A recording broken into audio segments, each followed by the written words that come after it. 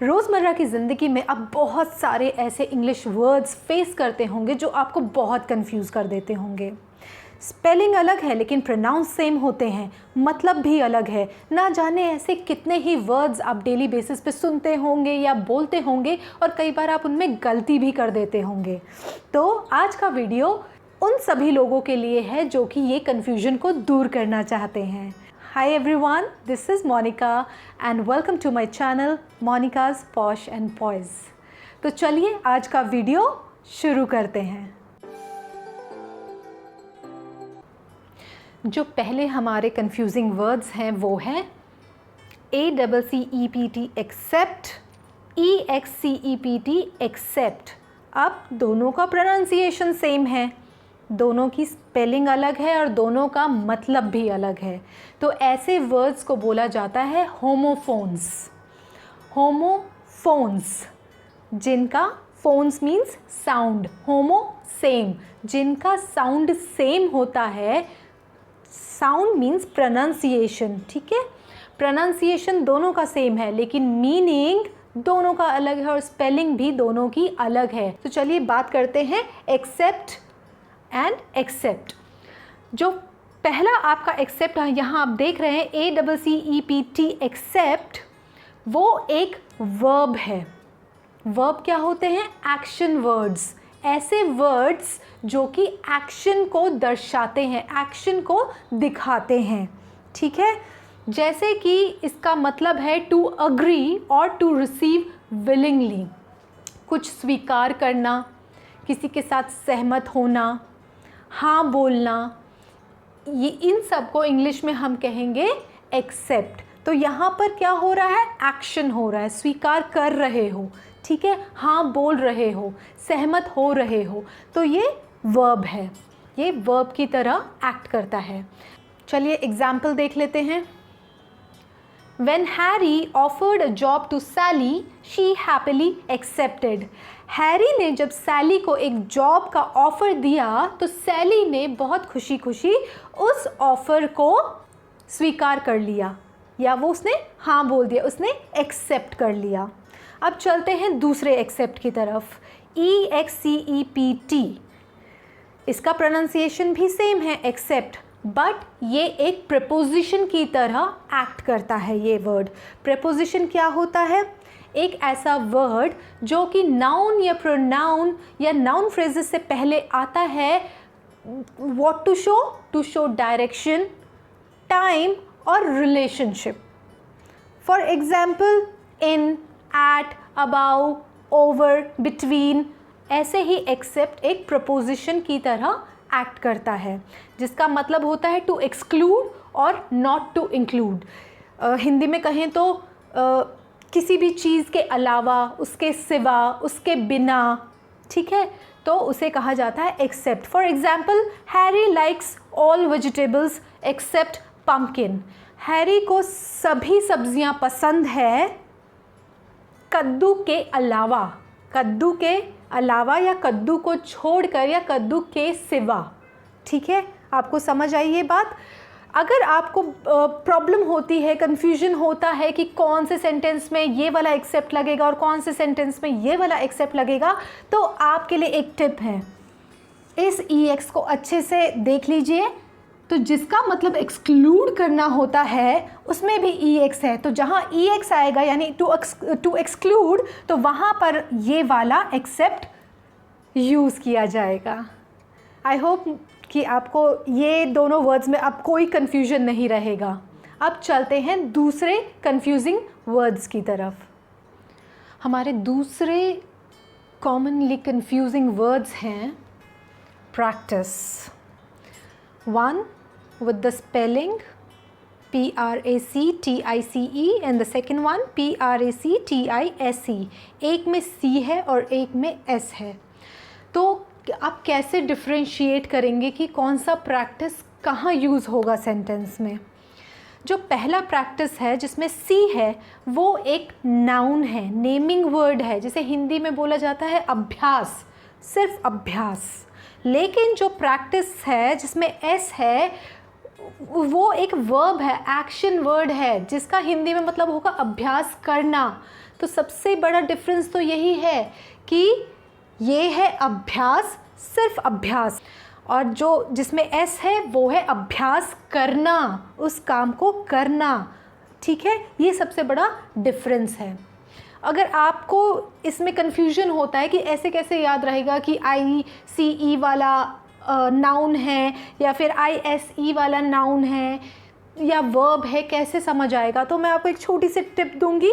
थोड़ा इलॉजिकल है लेकिन तभी आप ऐसे वर्ड्स को हमेशा के लिए याद रख सकते हैं। तो आपको यहाँ ध्यान देना होगा ICE पर, आइस, बर्फ़। ठीक है, आइस होता है एक नाउन, तो एक ये आइस है, ये आपको हमेशा के लिए याद दिलाता रहेगा कि प्रैक्टिस, जिसमें C आता है, ICE आता है इनमें, वो एक नाउन है, एक नेमिंग वर्ड है, जिसका आप मतलब मैं आपको ऑलरेडी बता चुकी हूँ हिंदी में अभ्यास। समथिंग दैट इज़ यूजुअली और regularly done often as a habit, tradition और कस्टम। मतलब जो ट्रेडिशन हमेशा से चलता आ रहा है या जो चीज़ रोज़ हो रही है वहाँ पर ये प्रैक्टिस आएगा। For example, practice makes a man perfect, कि जो अभ्यास है वो एक मनुष्य को परफेक्ट बनाता है या पूर्ण बनाता है। ठीक है, या फिर she is never at home because she spends all her free time at hockey practices. वो घर पर ज़्यादा वक्त नहीं बिताती है क्योंकि उसका सारा फ्री टाइम उसकी हॉकी प्रैक्टिसेस में चला जाता है। ये अभ्यास करना वाला नहीं है, हॉकी अभ्यास में उसका सारा वक्त चला जाता है। ठीक है, और अगर हम जैसे ट्रेडिशन की बात करें या हैबिट की बात करें तो हम एक एग्जांपल और ले सकते हैं इसमें। It's a common practice in the US to tip the hairdresser, कि US में ये एक कॉमन प्रैक्टिस है, एक ट्रेडिशन है, हैबिट है कि लोग बाल कटवाने के बाद हेयर ड्रेसर को टिप ज़रूर देते हैं। ठीक है, या फिर आप कह सकते हैं it's a common practice to check the spellings before submitting your assignments, कि असाइनमेंट सबमिट करने के पहले या एग्जामिनेशन शीट सबमिट करने के पहले लोग जनरली, एक हैबिट है या इसको ट्रेडिशन समझ लीजिए, कि आप अपनी स्पेलिंग्स को चेक करते हैं। ठीक है, अब चलते हैं प्रैक्टिस विद ISE, जो कि एक एक्शन वर्ड है और हिंदी में इसे बोला जाता है अभ्यास करना। टू डू एन एक्टिविटी और टू ट्रेन रेगुलरली, हर रोज़ उस कार्य को करना, उसको ट्रेन करना। ठीक है, उस एक्टिविटी को करना, उसे बोला जाएगा practice. For example, I want to practice my English so that I can become a more confident speaker. मैं अपनी इंग्लिश लैंग्वेज रोज़ प्रैक्टिस करना चाहती हूँ ताकि मैं एक कॉन्फिडेंट स्पीकर बन सकूँ। तो चलते हैं अपने नेक्स्ट कन्फ्यूजिंग वर्ड्स पर। हमारे नेक्स्ट कन्फ्यूजिंग वर्ड्स हैं advice, advice, one with again ICE and the other one is with ISC. Same rule goes to them as well. जैसे कि प्रैक्टिस में था ICE, ice, that is a noun, जो कि एक संज्ञा है, नाउन है, वो नाउन की तरह एक्ट करेगा, और जो ISE है वो वर्ब यानी कि एक एक्शन वर्ड की तरह एक्ट करेगा।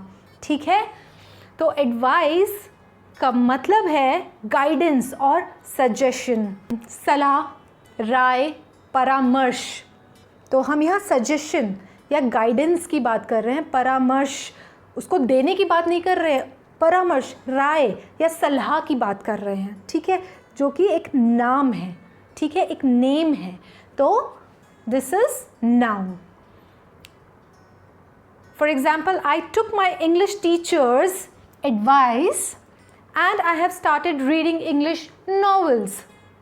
मैंने अपनी इंग्लिश टीचर की सलाह ली और मैंने इंग्लिश नॉवेल्स पढ़ना शुरू कर दिया है।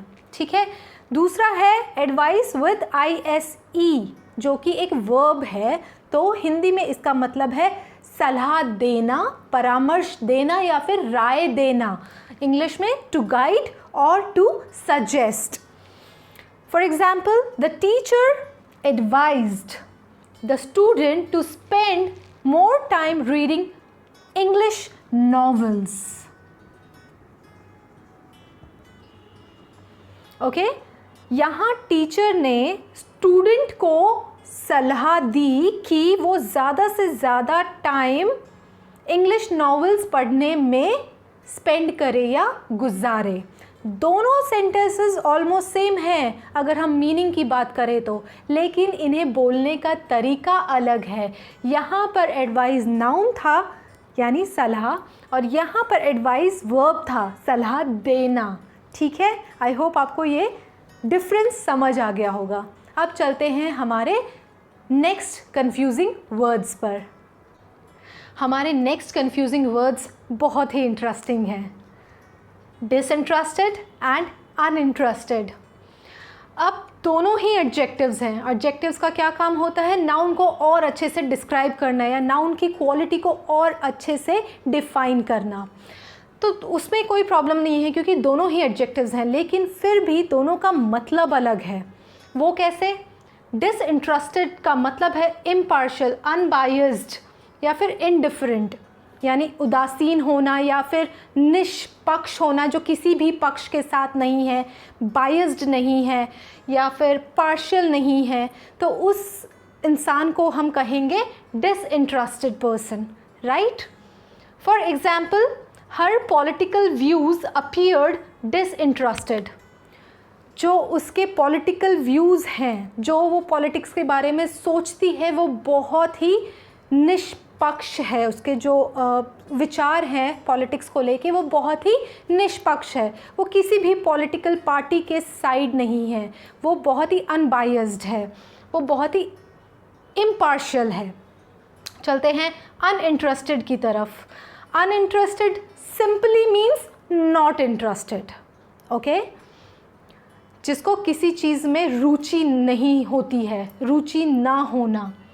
For example, she was uninterested in learning maths, she preferred English. उसको मैथ्स सीखने में कोई भी इंटरेस्ट नहीं था क्योंकि उसे इंग्लिश पसंद थी या ज़्यादा पसंद थी, आप कुछ भी बोल सकते हैं, ठीक है? और इन दोनों वर्ड्स की सबसे जो मज़ेदार बात ये है, जब सबसे पहले ये वर्ड्स इंट्रोड्यूस हुए थे इंग्लिश वोकैबुलरी में, तो दोनों का मतलब बिल्कुल ऑपोजिट था। डिसइंटरेस्टेड का मतलब था नॉट इंटरेस्टेड और अनइंटरेस्टेड का मतलब था अनबायस्ड या इम्पार्शियल। बट धीरे धीरे इन दोनों का मतलब आपस में बदल गया, इंटरचेंज हो गया, ठीक है? अब चलते हैं हमारे अगले कंफ्यूजिंग वर्ड्स की तरफ। आज के हमारे लास्ट कंफ्यूजिंग वर्ड्स हैं अफेक्ट, इफेक्ट, ओके? अफेक्ट जो ए से स्टार्ट होता है वो है एक एक्शन वर्ड, वर्ब। ये क्या है? वर्ब है, हिंदी में जिसका मतलब है असर डालना या प्रभाव डालना। To have an impact on, to influence और to produce an effect on. तो ये एक वर्ब है। For example, high levels of stress can affect performance. अगर बहुत ज़्यादा तनाव हो जाता है तो वो आपके काम करने की क्षमता पर प्रभाव डालता है या फिर असर डालता है। अफेक्ट एक नाउन है, इसका हिंदी में है असर या प्रभाव।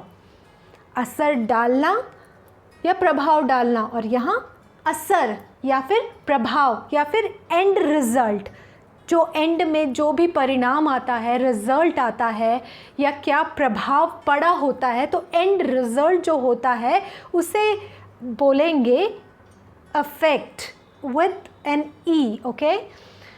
A result or a change that is caused by something. For example, the effects of the storm were devastating.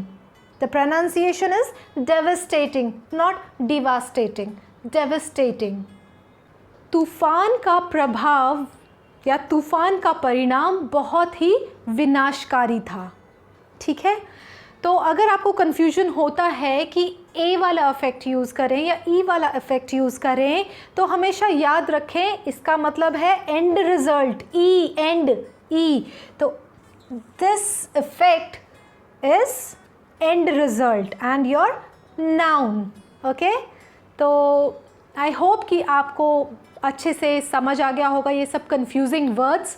और अगर ऐसे ही वीडियोस आप अपने फ्यूचर में देखना चाहते हैं तो मेरे चैनल को सब्सक्राइब ज़रूर कर लीजिएगा, और अगर वीडियो पसंद आया हो तो लाइक और शेयर भी कर दीजिएगा। अपना टाइम निकालने के लिए, ये वीडियो देखने के लिए thank you so much. Bye bye, take care and lots of love.